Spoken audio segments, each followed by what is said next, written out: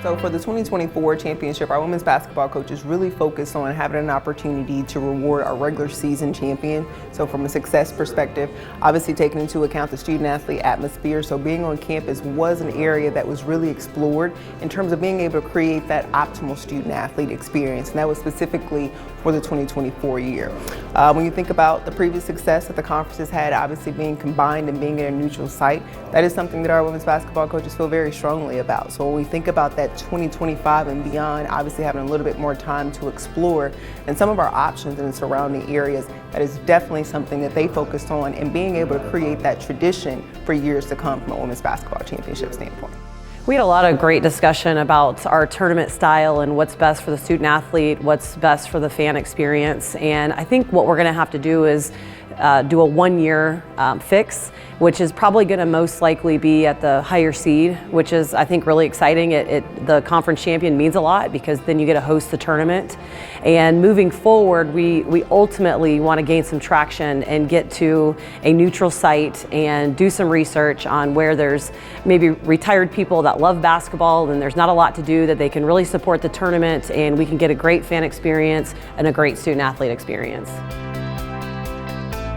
Very similar on the men's side, they spoke about, once again, the importance as well as the significance of being able to reward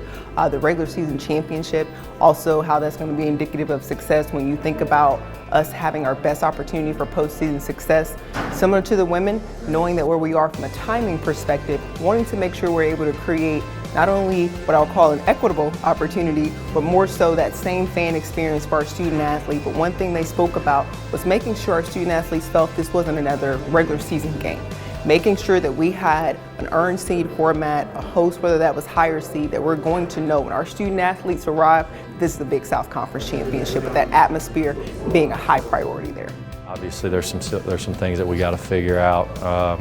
Thing is, we got a really deep, really good league, so whatever we do, it's going to be highly competitive. But you know, it's been really, really good the last couple years. Where it goes, we'll see.